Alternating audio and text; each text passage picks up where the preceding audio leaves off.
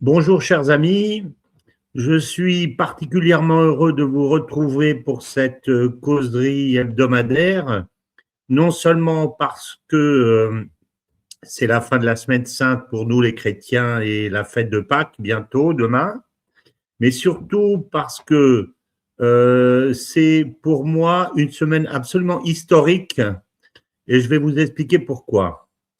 Ce qui me semble tout à fait extraordinaire, c'est l'allocution qui a été faite par Donald Trump le 1er avril, donc au cours de cette semaine sainte, qui me paraît être un des moments les plus marquants depuis le début du XXe siècle. Et je vais expliquer pourquoi. Alors, il faut toujours regarder deux choses lorsqu'un homme politique s'exprime. Une chose, il y a toujours plusieurs discours mélangés à destination de plusieurs personnes. Et si on n'en regarde qu'un ou si on lit littéralement ce qui est dit sans se demander ce que l'homme politique a dans la tête, on fait des interprétations erronées. Or, Trump a dit plusieurs choses à destination de plusieurs publics et ça, c'est ce dont il faut se rendre compte. Un des discours, c'est à destination de ses électeurs. Et parmi ces électeurs, bien que le niveau des Américains favorable à la guerre d'Iran soit relativement faible, il y a une grande différence entre les MAGA d'une part, les démocrates d'autre part, et l'électorat traditionnel républicain qui est globalement pour Trump, même si ça baisse. Et à cela, il faut qu'il tienne un discours martial parce que dans la mentalité américaine, l'Iran a toujours été un pays honni et banni. Même il y avait une chanson à l'époque qui s'appelait Bomb Iran, c'est-à-dire bombarder l'Iran. Donc ça a toujours été très populaire pour les Américains de bombarder l'Iran. Et ceci en particulier depuis l'affaire des otages de 1979 ou 80, 79 je crois, parce que je crois que c'était quelques mois après l'arrivée de Khomeini, et les 52 otages, et les Américains n'ont jamais pardonné aux Iraniens d'avoir pris leurs otages. Par contre, je remarque au passage que eux, ils comprennent pas qu'on leur pardonne pas d'avoir tué, non seulement retenu en otage, mais tué des milliers, des dizaines de milliers, même des centaines de milliers, des millions d'enfants dans les guerres qu'ils ont menées partout sur la planète, et je les rappelle pas, ni non plus dans les périodes où ils ont mis ces pays sous sanction, que ce soit l'Irak ou que ce soit la Syrie ou même que ce soit l'Iran. Pendant 47 ans, ça leur pose pas de problème. Par contre, si vous retenez 52 de leurs otages pendant 400 jours, ils vous en veulent pendant 100 ans. En tout cas, c'est le cas.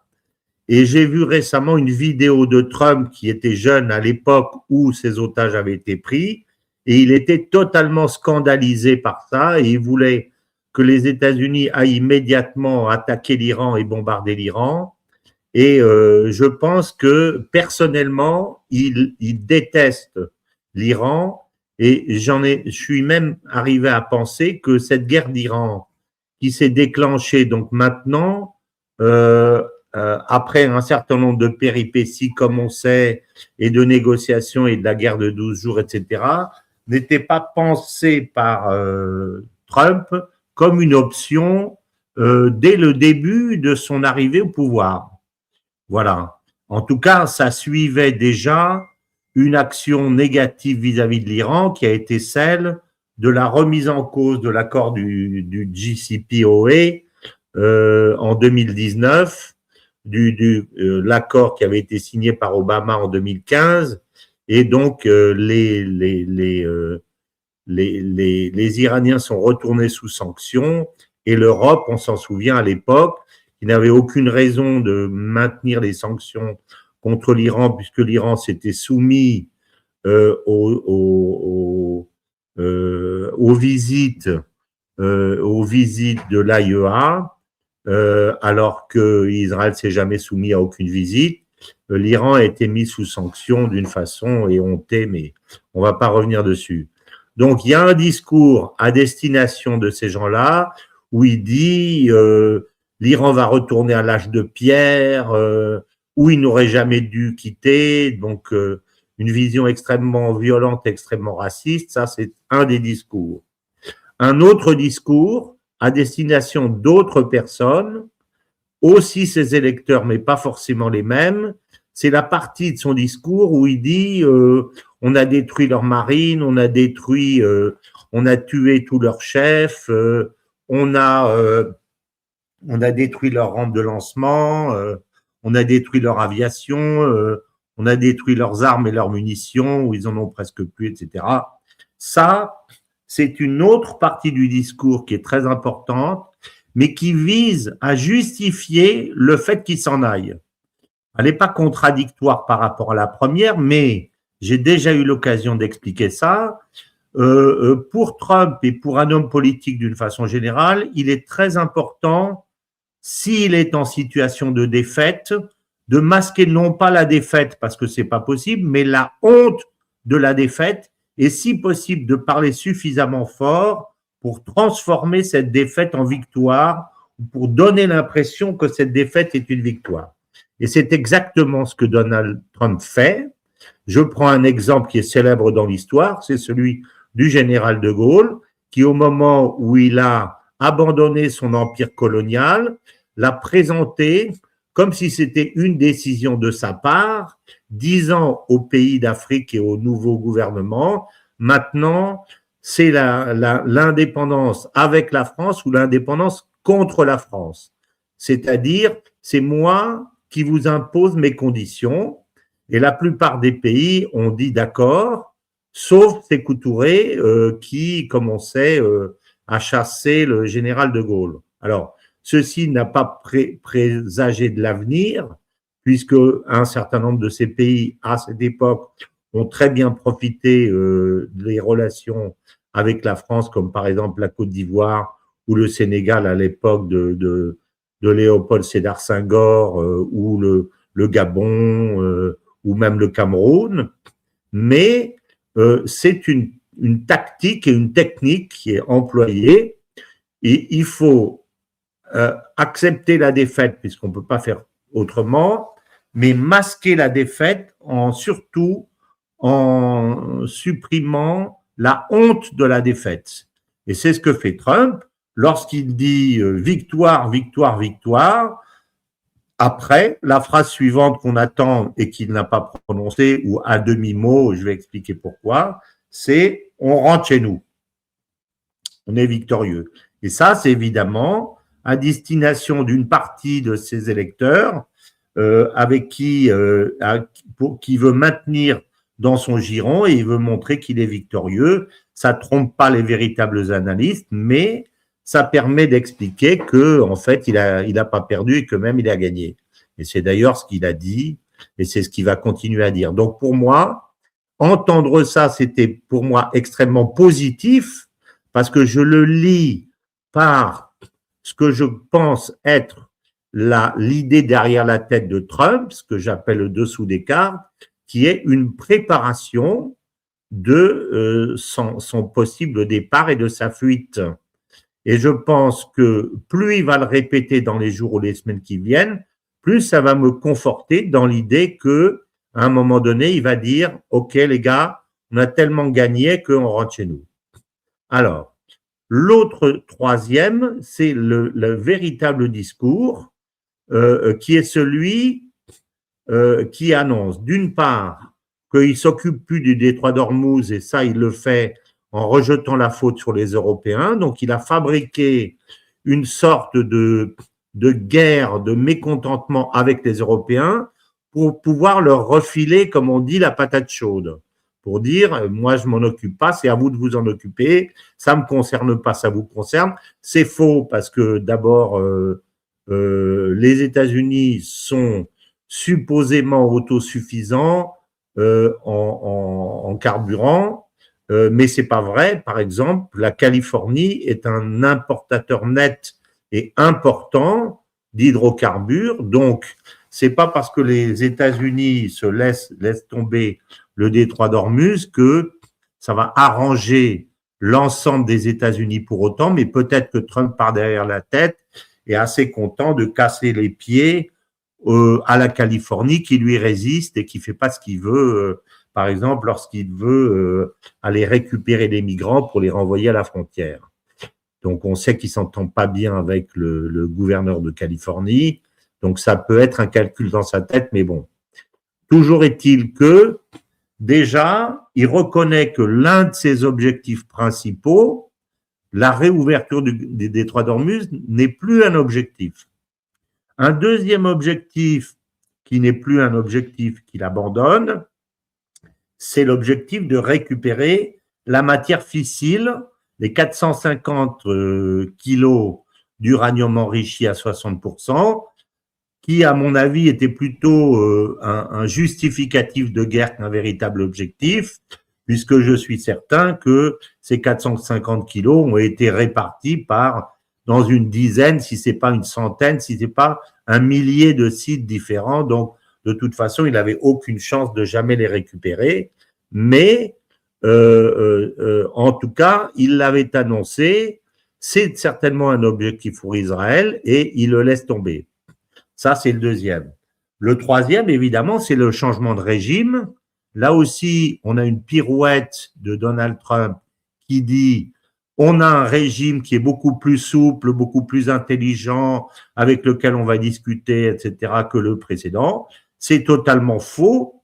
J'ai déjà eu l'occasion de l'expliquer. Khamenei était l'homme qui n'a cessé de préparer la guerre contre les États-Unis, puisqu'il la voyait venir et inévitable, avec beaucoup de préscience, mais il l'a jamais faite. Il l'a préparée sans cesse, mais il l'a jamais faite depuis qu'il est au pouvoir. Tout ce qu'on a vu qui est fabriqué avec ces usines qui sont cachées, ces drones, ces milliers, ces dizaines de milliers d'ingénieurs géniaux qui travaillent dans le militaire, dans un pays sous sanction et qui arrivent à construire des machines tout à fait extraordinaires et en avance sur le monde entier. Ça, c'est Khamenei. Mais en même temps, la fatwa anti-nucléaire qui aurait pu, du nucléaire qui aurait pu protéger l'Iran contre les guerres qu'il a faites, c'est aussi lui. La limitation des missiles à 2000 km alors qu'ils auraient pu faire 4000 ou 5000 km, c'est lui aussi. Donc, il est en même temps l'homme qui a préparé la guerre d'une façon magistrale et aussi l'homme qui n'a jamais osé la faire, qui l'a jamais faite. Et c'est pour ça que je pense qu'il s'est sacrifié, ou du moins qu'il n'a pas voulu prendre, il n'a pas accepté de se mettre de se protéger, parce qu'il s'est dit, bon, ben, j'ai 80 et quelques années, j'ai fait mon temps, mais le résultat de ça, c'est que aussi bien lui que Larijani, les deux étaient, et d'autres qui sont morts, étaient, à mon avis, non pas les plus durs du régime, mais au contraire les plus modérés, si on peut dire.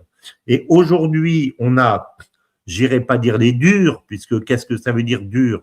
Il y a des gens qui sont qui veulent protéger leur pays et qui sont, je dirais, nationalistes, et d'autres qui le sont moins. Voilà. Mais on peut pas dire, le mot de dur ne me paraît pas adapté. Mais en tout cas, ceux qui sont à la tête de l'État aujourd'hui et autour de l'État, et qui sont, je dirais, les enfants de Larijani et les enfants de Khamenei surtout, sont beaucoup plus ambitieux que eux. Ils ont très faim, très faim. Ils sont extrêmement contents de faire cette guerre et de mettre la pâtée aux États-Unis. Ils l'amènent extrêmement bien, extrêmement intelligemment, avec beaucoup de prudence et beaucoup de calcul. Et un des éléments qui tend à le prouver, c'est deux informations. La première, c'est que le fils de Khamenei a refusé d'après ce que j'ai compris, de reprendre la fatwa de son père qui interdisait l'arme nucléaire. Et deuxièmement, l'Iran a voté une loi qui interdisait dorénavant les contacts avec l'AIEA. Donc, qu'est-ce que ça veut dire, ça? Si je lis ces deux informations, ça veut dire en avant vers le nucléaire, à fond la caisse. C'est ça que ça veut dire. Donc, la doctrine, évidemment, de l'Iran suite à cette guerre va changer, mais on constate que les nouveaux dirigeants, tels que je les vois par rapport à l'ancien, sont beaucoup moins hésitants ou patients sur la stratégie et beaucoup plus agressifs, je dirais, dans le bon sens du terme, c'est-à-dire plus offensifs, en tout cas, plus offensifs. Voilà. Donc, ça, c'est très important. Donc, Trump, sur tous ses objectifs, que ce soit le détroit d'Ormuz, que ce soit la matière fissile et le nucléaire, ou que ce soit le changement de régime, a raté tous ses objectifs. Et pour autant, il dit, nous, on va encore les bombarder comme ils n'ont jamais été bombardés pendant 15 jours, 3 semaines, et après, on rentre chez nous. Donc, il a déjà annoncé, sauf s'il change d'avis, et ça aussi, on va en parler parce que c'est important d'ici là, il a pratiquement annoncé son prochain départ. Et ça, c'est le message, évidemment, excessivement important. Ça veut dire, on a perdu la guerre. On reconnaît qu'on a perdu la guerre. Et selon les informations que j'ai entendues, lorsqu'il a fait son discours, les Iraniens sont sortis dans la rue, ils ont commencé à danser et à crier « On a gagné la guerre ». Donc, eux ne se sont fait aucune illusion sur la réalité de ce qui avait été dit par Trump et ils ont compris le dessous des cartes, à savoir que l'ogre américain s'était cassé les dents. Et ça, c'est extrêmement important parce que pour moi, il faut véritablement mettre la guerre d'Ukraine, la guerre de Gaza et la guerre d'Iran comme une seule et même guerre que je n'ai pas hésité à appeler sur une autre chaîne la troisième guerre mondiale. Pour moi, c'est véritablement la troisième guerre mondiale, qui est une guerre qui s'est faite à bas bruit, enfin à bas bruit, quand on est du beau côté, qu'on ne reçoit pas les bombes, mais les Gazaouis, par exemple, ou les Palestiniens de Cisjordanie ne vont certainement pas dire que c'était une guerre à bas bruit. En tout cas, ce n'est pas une guerre qui a été déclarée comme la troisième guerre mondiale, mais pour moi, c'était celle-là. J'ai consacré un de mes livres, le deuxième livre, qui s'appelait Le temps des fractures, précisément à analyser cette guerre, qui est une guerre du nord contre le sud, qui a commencé, à mon avis, véritablement au moment de la chute de l'URSS, au moment où les Américains étaient hégémoniques, mais je dis qu'elle a commencé au début du XXe siècle parce que l'hégémonie américaine a commencé au début du XXe siècle progressivement jusqu'à, en gros, la chute du mur et les 10 ans qui ont suivi jusqu'à l'arrivée de Poutine. Mais on est aujourd'hui en train de terminer cette guerre. On va voir si Trump confirme effectivement l'impression que j'ai, mais si je lis bien ce qu'il veut dire, je pense que il va prendre ses clics et ses claques et qu'il va partir. Et en toute logique, il devrait laisser à Poutine ou demander à Poutine de régler la question et d'organiser une nouvelle architecture du Moyen-Orient. Ce qui permettra à Poutine aussi d'imposer ses conditions en ce qui concerne la guerre d'Ukraine. Et donc, à ce moment-là, Zelensky sera sacrifié ou politiquement ou physiquement.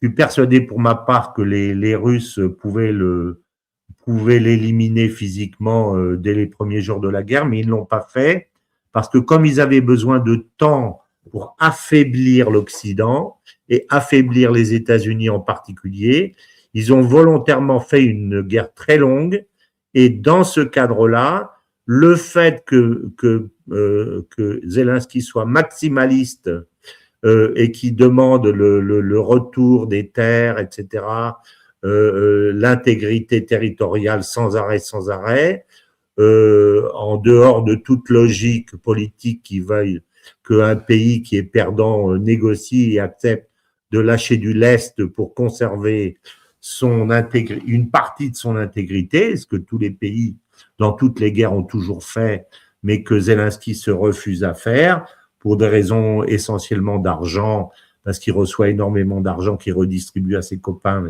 J'ai déjà eu l'occasion d'expliquer ça. En tout cas, il a rendu service aux Russes par son côté maximaliste.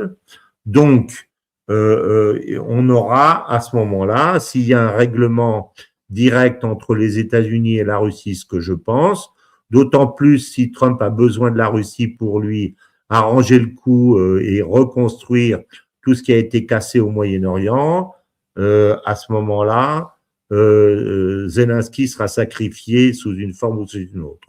En tout cas, on s'achemine, à mon avis, vers une issue comme celle-là, qui devrait être assez rapide d'ici une quinzaine de jours, parce que aujourd'hui, je rappelle, la stratégie de l'Iran, elle est faite d'abord sur un chantage pétrolier qui est par deux façons.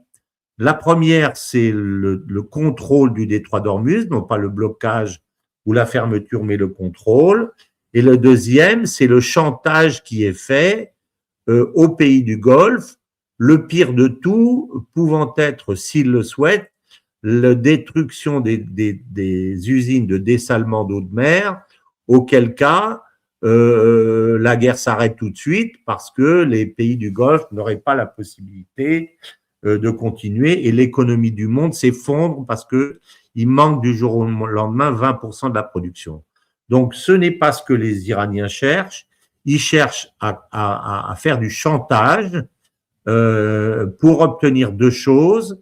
D'une part, une crise sociale aux États-Unis en faisant monter le prix du gallon de façon à ce que les Américains soient furieux, qu'ils descendent dans les rues de plus en plus en criant Trump, c'est pas ça que nous avons voulu, arrête.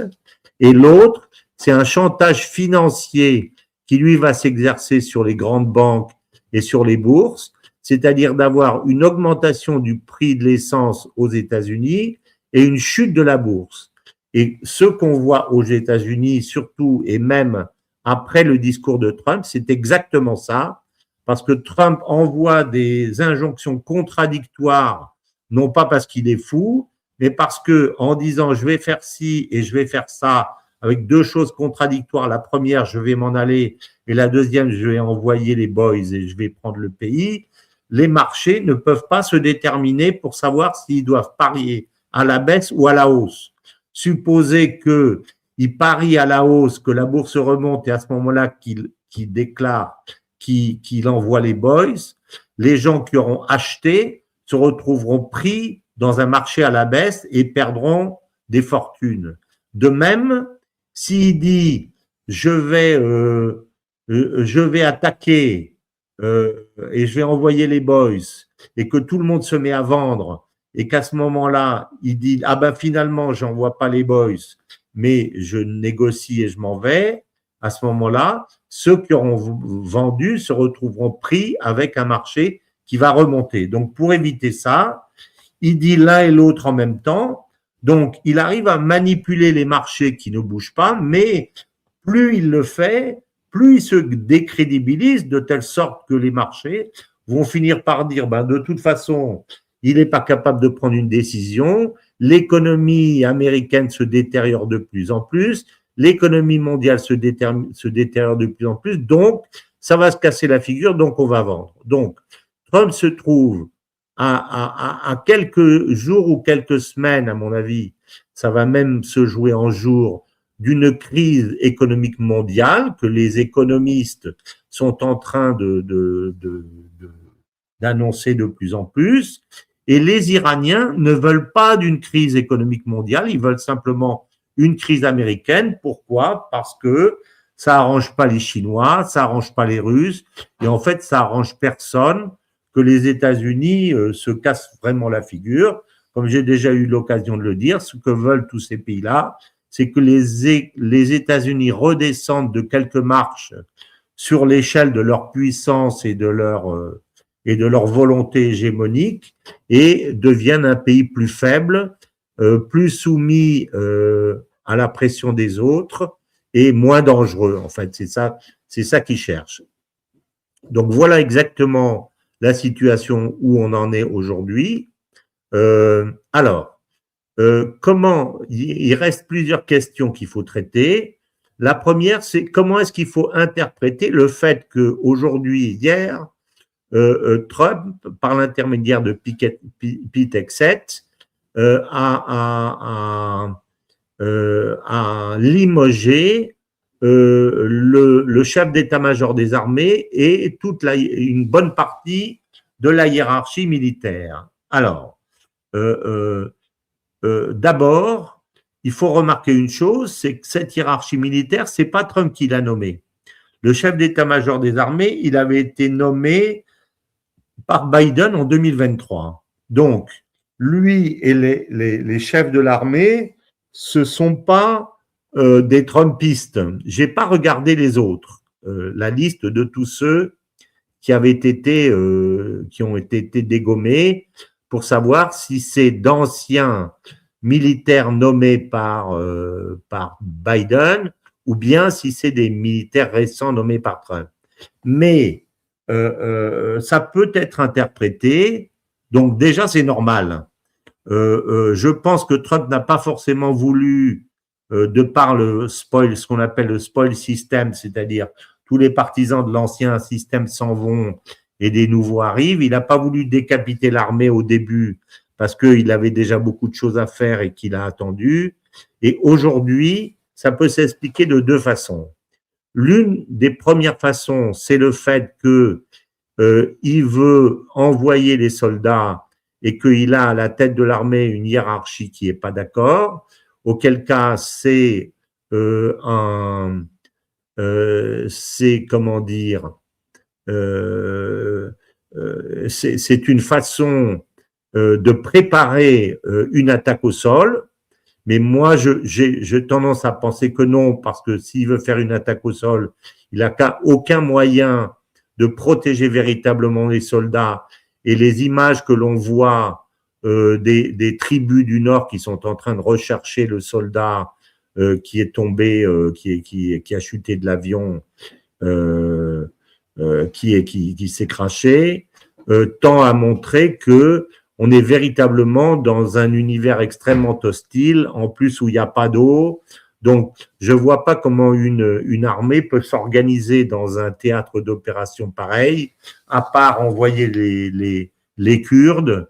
Mais encore, les Kurdes, ils se sont fait avoir tellement de fois par les Américains qu'à mon avis, même avec des millions et des millions de dollars, je ne suis pas sûr qu'ils iraient encore, cette fois-ci, véritablement attaquer Téhéran. Donc, pour moi, si Trump le fait, en tout cas, ça me paraîtra une gigantesque erreur. Je pense pas qu'il va le faire. Prendre l'île de Khark, ça lui servira strictement à rien. De toute façon, les Iraniens ont déjà dit que si on attaquait véritablement leur partie vitale, eux, ils détruiraient les usines de dessalement d'eau immédiatement. Donc, il leur faut une journée pour faire ça. Donc, je ne pense pas que Trump se lancera dans une catastrophe comme ça. Donc, à mon avis, si ces militaires sont partis, c'est pas pour ça. Il y a une autre raison, mais que j'entends pas sur les réseaux, c'est que on se souvient que au moment de la guerre, du déclenchement de la guerre, les chefs de l'armée ont été convoqués par le Congrès. Et il faut voir si le chef d'état-major des armées y était, mais probablement. Et ils leur ont demandé s'ils pensaient qu'il y avait une menace imminente, puisque le président n'a pas le droit de faire une guerre, sauf s'il y a une menace imminente. Et ils ont répondu qu'il n'y avait pas de menace imminente. Et ensuite, Joe Kent, qui est le chef du contre-espionnage, donc qui a démissionné et qui a été reçu ensuite par le journaliste, par un journaliste, a fait une déclaration d'abord dans sa lettre et puis ensuite dans l'interview qu'il a fait avec Tucker Carlson, où il a confirmé qu'il n'y avait pas de menace imminente. Or, Trump n'a pas prévenu le Congrès de cette guerre, donc il va se trouver avec un vote extrêmement, avec un procès auprès du Congrès qui peut se traduire par son impeachment, par sa destitution, ce qui serait une menace pour lui extrêmement grave. Donc, je comprends très bien que s'il se prépare à une phase politique avec le Congrès, les membres du Congrès sont déjà en train d'affûter la guillotine pour lui couper le cou, surtout s'il repart sans avoir réussi sa mission où il devait se mettre l'Iran dans la poche en une semaine, selon ce que lui avait promis Netanyahou. Il va être dans une situation extrêmement difficile et c'est très important pour lui d'avoir à la tête de l'armée des hommes et des femmes qui sont véritablement de son bord, de façon à ce qu'il défende son dossier en disant mais oui, il y avait quand même une menace, même si elle n'était pas imminente, elle était presque imminente, donc etc. Qu'il ait des avocats de sa thèse auprès du Congrès pour éviter de se faire couper la tête. Donc moi, je pense que ça peut être, et je ne l'ai pas entendu, mais je le dis, une sorte de mesure défensive de sa part qui confirme pour moi le fait qu'il va se retirer vite fait avant que les choses ne tournent mal, avant qu'il y ait trop d'avions qui soient tombés, avant qu'il y ait des soldats au sol qui meurent, avant qu'il y ait des émeutes dans les rues aux États-Unis. Je crois qu'il y a eu 8 millions de personnes dans les rues contre lui, mais avant qu'il y ait 15 ou 20 millions de personnes, avant que sa cote de popularité ne commence à atteindre véritablement ses soutiens les plus forts au sein des républicains, avant qu'il y ait une crise mondiale et que les grands banquiers se retournent contre lui et le lâchent en lui disant bah, tu t'es trompé sur toute la ligne. Et j'ai entendu récemment que, par exemple, le patron de BlackRock, Larry Fink, est allé récemment, où est en ce moment, en Turquie pour discuter avec Erdogan. Alors, pourquoi est-ce qu'il irait avec Erdogan dans ces conditions si c'est pas pour préparer la suite? Et à ce moment-là, une autre chose importante que je veux faire remarquer, c'est que une défaite, ça peut être de deux sortes. Ça peut être soit une déroute, soit une désescalade. Si on perd tout et qu'on perd les leviers et que c'est la débandade et la panique, c'est une défaite, c'est une déroute. À ce moment-là, la honte de la défaite, c'est la déroute. Par contre, si c'est bien organisé, ça s'appelle une désescalade, ça s'appelle une retraite en bonne et due forme. Et je pense que c'est ça que Trump a besoin de faire. Et à mon avis, c'est ce qu'il va essayer de faire si il est bien entouré, s'il est intelligent, dont je ne doute pas, et s'il écoute ses conseillers, ce dont je doute parfois. En tout cas, je pense que la désescalade, c'est à peu près ce qu'il cherche. Et semble-t-il, le patron de BlackRock était à Ankara pour discuter avec Erdogan des possibles de ce qu'on pourrait éventuellement verser à l'Iran comme dédommagement. Donc, l'Iran a demandé depuis le début des dédommagements en disant ben moi j'ai jamais voulu la guerre, vous nous détruisez la guerre, mais maintenant il faudra nous rendre non seulement de l'argent que vous nous avez bloqué depuis des dizaines d'années, mais en plus nous payer par tout ce que vous avez cassé. Donc aujourd'hui, je pense que si la question du dédommagement est sur la table, d'abord c'est parce que Larry Fink ne peut pas aller voir Poutine directement puisque les États-Unis et la Russie sont encore plus ou moins en opposition, à mon avis plutôt moins que plus, mais il faut quand même sauver les apparences, et que à ce moment-là, Erdogan sera un émissaire auprès de Poutine, et même il est possible que Larry Fink ait rencontré en catimini des émissaires de Poutine pour lui expliquer que eux, ils sont prêts à donner de l'argent et que les pays du Golfe sont prêts à donner de l'argent pour que rouvrir le détroit d'Ormuz et pour laisser les pays du Golfe se remettre à sortir leur pétrole et leur gaz, et également pour que les bourses remontent et les actions de BlackRock évidemment d'une part, et que aussi le prix du gallon baisse pour le plus grand bonheur des Américains, et le prix à la pompe aussi baisse pour les Français et les Européens, et surtout les Français. Donc, voilà la situation dans laquelle on est. Et moi, je vois se dessiner ce scénario. Quelle serait la position des pays du Golfe dans cette situation? Alors, les pays du Golfe, à mon avis, ont une situation très ambiguë, que je trouve très ambiguë, et eux qui ont fait preuve, à mon avis, d'une grande patience pendant la guerre de Gaza, qui touchait à la lâcheté, puisqu'ils ont investi pour la plupart dans des sociétés comme Palantir, etc. Donc, ils participent quelque part à la guerre de Gaza auprès des Israéliens, et ce conflit israélien servant quelque part de laboratoire aux conflits modernes et aux tueries de masse pour identifier les cibles, etc., pour repérer les populations. Donc tout ça, on sait que toute cette industrie moderne dans laquelle il y a Palantir, Google, etc., Microsoft, etc., évidemment, les pays du Golfe ont mis beaucoup d'argent dans cette société. Par ailleurs, comme ils vendent en pétrole depuis des dizaines et des dizaines d'années, ils vendent leur pétrole qui est payé en dollars depuis 1971 et l'accord de Kissinger. Ils ont investi leurs dollars dans l'économie américaine, c'est-à-dire que non seulement ils ont les centaines de milliards de dollars qu'ils ont promis lors de la visite de Trump de l'année dernière, mais même ils sont propriétaires d'une grande partie du business et du patrimoine américain.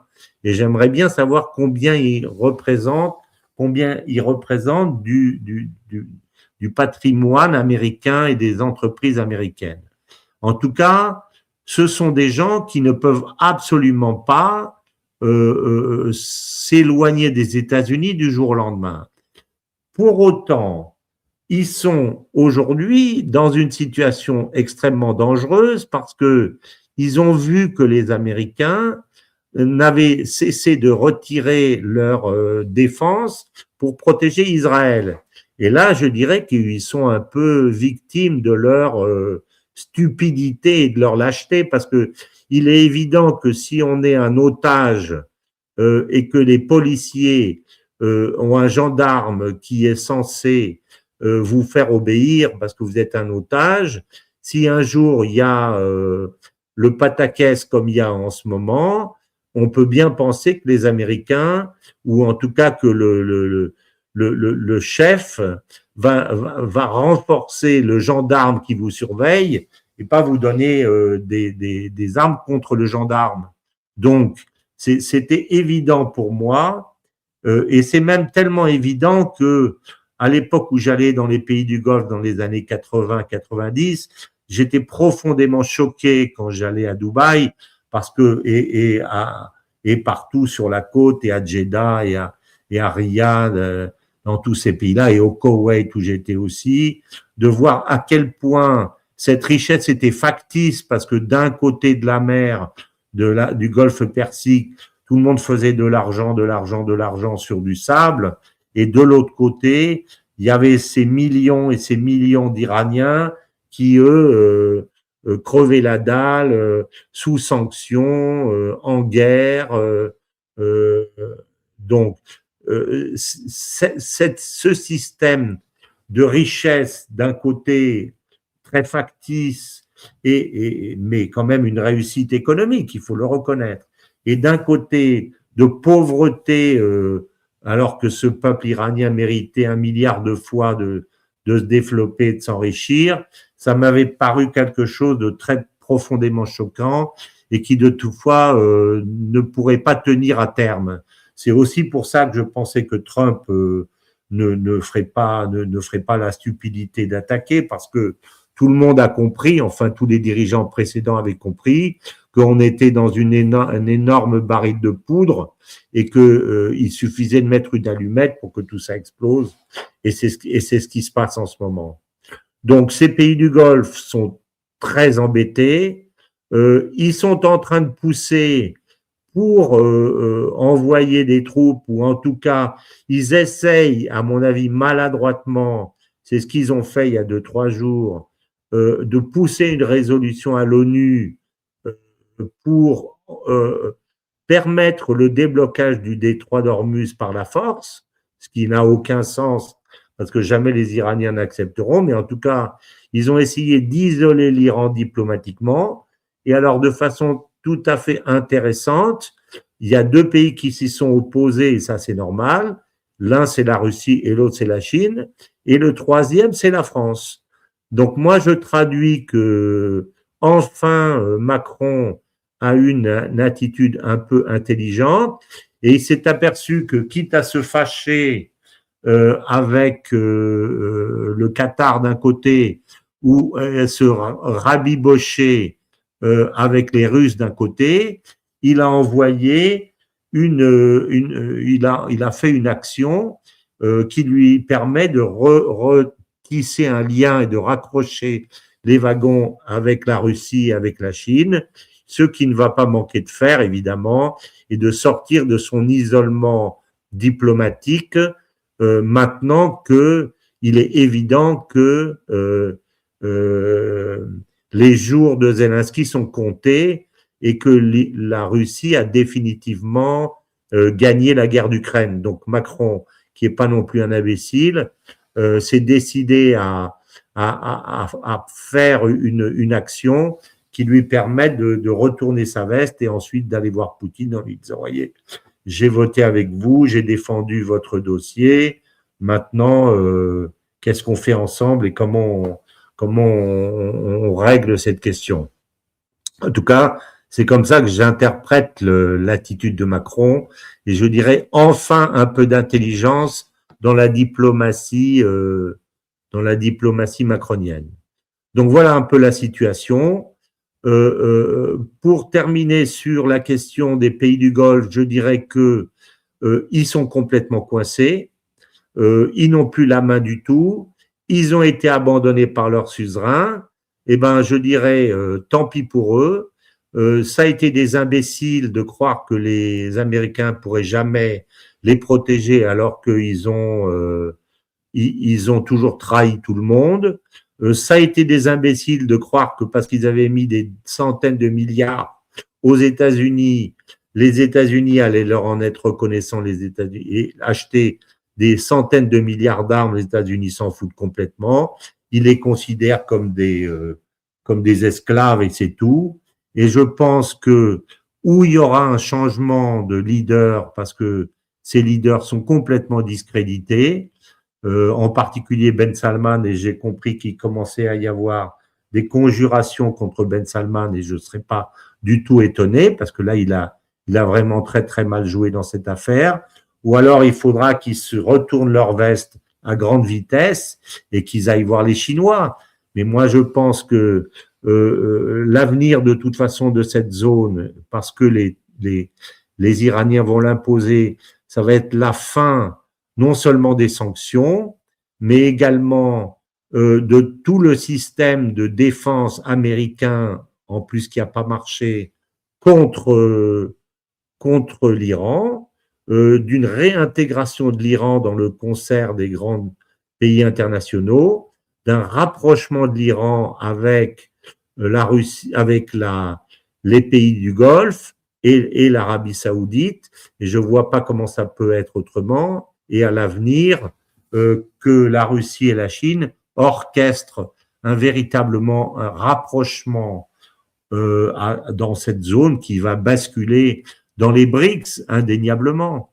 Sauf que maintenant, comme ils sont au milieu, que le détroit d'Ormuz est coincé, tant que Trump n'a pas décidé de prendre ses cannes à pêche et de rentrer chez lui, ils ne peuvent pas tellement exprimer une position pro-russe et pro-chinoise, mais à mon avis, c'est ce qui va se passer.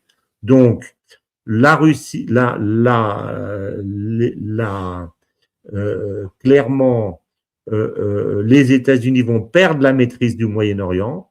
Ils vont perdre la maîtrise du Moyen-Orient. Je ne vois pas comment ça peut se passer autrement, parce que de toute façon, ils n'ont plus les moyens de protéger le Moyen-Orient. Et même, on a vu que quand ils devaient le protéger, ils ne l'ont pas fait. Et ça va se terminer comme ça. Et il y a un pays, du coup, qui va se prendre la gamelle magistrale finale, ben c'est Israël, évidemment.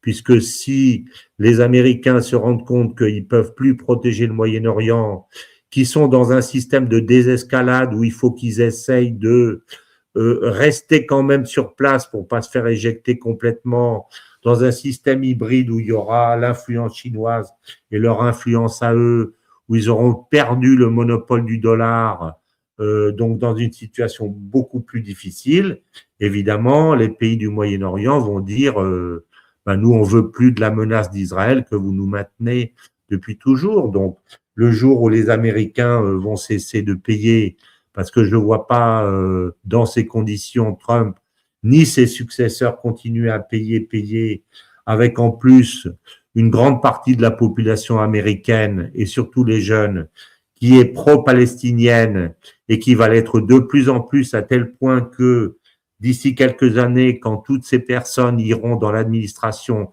et dans les entreprises, c'est la coloration palestinienne plutôt que la coloration sioniste qui va marquer les États-Unis. Moi, je pense que c'est la fin, si ce n'est du régime du Likoud et de l'affreux Netanyahou, ça sera la disparition de l'État d'Israël pur et simple. Donc, aujourd'hui, on ne le sait pas encore. Ça va dépendre d'un certain nombre de choses, mais je pense que le sens de l'histoire, c'est un affaiblissement extrêmement fort d'Israël. Quand les grandes entreprises comprendront que elles peuvent pas se maintenir là-bas avec une sécurité, que les pays du Golfe n'iront plus investir, à ce moment-là, que l'armée est au bout du rouleau, comme on le voit, le chef de l'armée l'a dit récemment, parce qu'ils ne peuvent pas à la fois attaquer l'Iran, l'Irak, la Syrie, le Liban, Gaza, etc. Enfin, ils ont tellement voulu, manger tout ce qu'ils peuvent que ils vont disparaître. En tout cas, le régime de la droite israélienne va disparaître, si ce n'est le pays lui-même qui deviendra un croupion, toute bombe qu'on l'on veuille. Voilà. Alors, c'est pour ça que je suis en fait très optimiste. Je pense d'ailleurs, je vais conclure avec ça, que si jamais Trump se risque à attaquer, il sera vietnamisé et il sera battu. Donc, ça ne changera pas le fond de l'affaire. Ça ne changera pas le fond de l'affaire. De toute façon, la domination du Nord sur le Sud, c'est terminé. Et c'est tout à fait étonnant que ça soit Trump, qui est précisément un homme qui a été élu sur le fait d'arrêter les guerres et de se recentrer sur les nécessités de l'Amérique, qui est donc précisément pas un néoconservateur dans sa mentalité, que ça soit précisément lui qui est provoquée et accélérée en faisant cette erreur magistrale qu'il ne fallait pas faire, c'est-à-dire d'avoir fait cette guerre d'Iran juste après la guerre d'Ukraine qui avait profondément fragilisé les États-Unis sur le plan en asséchant ses armements, ses munitions, ses financements, etc., etc. Donc aujourd'hui, on est vraiment au bout du rouleau. On est parti, à mon avis, vers une période qui va être encore compliquée, mais on a passé le pic de la domination américaine. Et c'est comme ça, et je vais finir là-dessus, que c'est ce que Poutine a dit il y a quelques temps, très récemment, le temps des vampires est terminé. Voilà. C'est ça que je voudrais faire passer comme message. Le temps des vampires est terminé. Voilà. Je vous souhaite de très bonnes fêtes et je vous dis, gardons notre sang-froid, regardons les événements, ne disons pas celui-là est gentil, celui-là est méchant, c'est pas comme ça. Il faut essayer de reconstruire quelque chose d'équilibré et je pense que c'est vers ça qu'on va et je pense et je l'espère de tout mon cœur. Je vous souhaite une très bonne fête de Pâques et je vous dis à bientôt.